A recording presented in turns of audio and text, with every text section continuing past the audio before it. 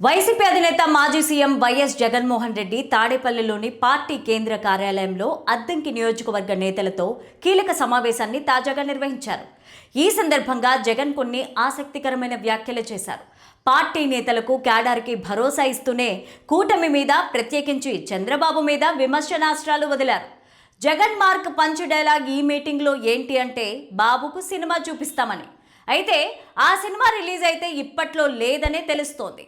ఈ వీడియోని చివరి వరకు చూడండి. ప్లీజ్ లైక్ చేయండి, షేర్ చేయండి, అలాగే బెల్ బటన్ నొక్కి సబ్స్క్రైబ్ చేసుకోవడం మర్చిపోకండి.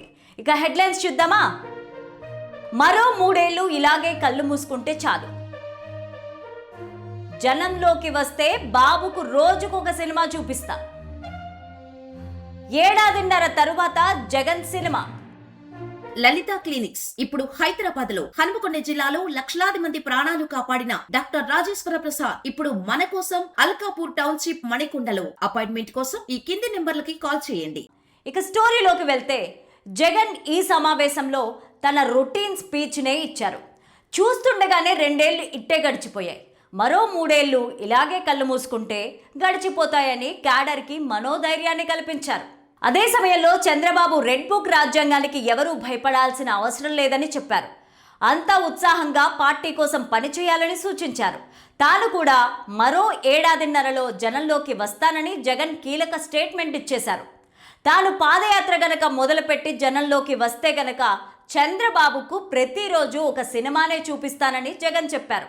పాదయాత్ర సాగినన్నాళ్ళు కూటమి ప్రభుత్వాన్ని ఎండగట్టి తీరుతామని జగన్ చెప్పారు. అంటే కూటమి అధినాయకత్వం జగన్ చూపించే సినిమా చూడాలి అంటే ఇంకా ఎన్నార్థం కాలం ఆగాలన్నమాట.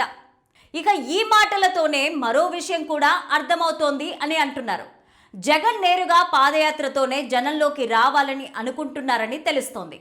ఈలోగా ఆయన జిల్లాల పర్యటనలు కానీ, బస్సు యాత్రలు కానీ ఉంటాయా అన్నది ఒక చర్చగా మారింది. అయితే అలాంటివేమీ లేకుండా నేరుగా పాదయాత్రతోనే ఫీల్డ్లోకి దిగాలని జగన్ ఆలోచిస్తున్నారు అని అంటున్నారు.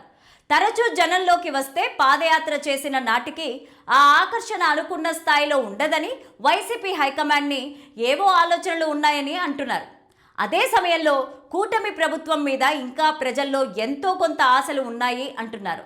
3 ఏళ్ల పాలన పూర్తి అయితే అవన్నీ తొలగిపోతాయని, ప్రజా వ్యతిరేకత బాహాటమై స్పష్టంగా కనిపిస్తుందని, అప్పుడు జనంలోకి వెళ్ళిన ఫలితం ఉంటుందని భావిస్తున్నారు అని అంటున్నారు.